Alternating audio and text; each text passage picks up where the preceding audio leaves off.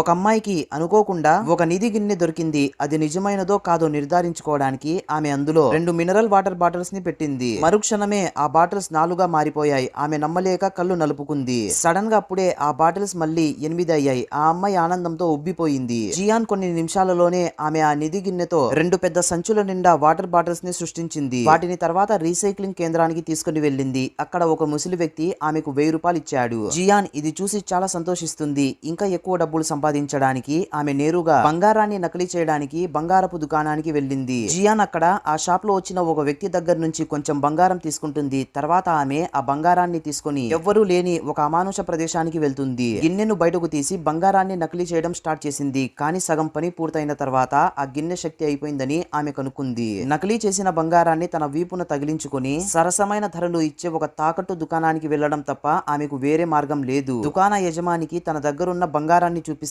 అది దాదాపుగా 600 గ్రాములుంది. యజమాని ఆమెకు కొన్ని లక్షల రూపాయల డబ్బులిస్తాడు. జియాన్ ఇలా ఆలోచిస్తుంది, నేను ఇలా చేసి తొందరగా ధనవంతురాలిని కాలేనని. దీంతో ఈమె పురాతన వస్తువులమ్మే మార్కెట్ కి వెళ్తుంది. ఇంకా ఈమె మార్కెట్ కి వెళ్లిన వెంటనే ఆ గిన్నె తనకు పురాతనమైన వస్తువులు ఏవో అని చూపిస్తూ ఉంటుంది. దాని సహాయంతో ఈమె అక్కడున్న కొన్ని పురాతనమైన వస్తువులని కొనుక్కుంటుంది. దుకాణదారుడు ఈమెకు ఈ వస్తువుని 3000 రూపాయలకు అమ్ముతాడు. అప్పుడే అక్కడికి ఒక ధనవంతుడైన వ్యక్తి వస్తాడు. జియాన్ చేతిలో ఉన్న ఈ వస్తువుని తీసుకుంటాడు. ఇంకా దానిని జాగ్రత్తగా పరిశీలిస్తాడు. దాని తర్వాత ఈమెకు $3 మిలియన్ల ఆఫర్ ఇస్తాడు. జియాన్ కొంచెం కూడా ఆలోచించకుండా అతనికి ఆ వస్తువుని అమ్మేస్తుంది. ఇది చూసి దుకాణదారుడు షాక్ అయిపోతాడు.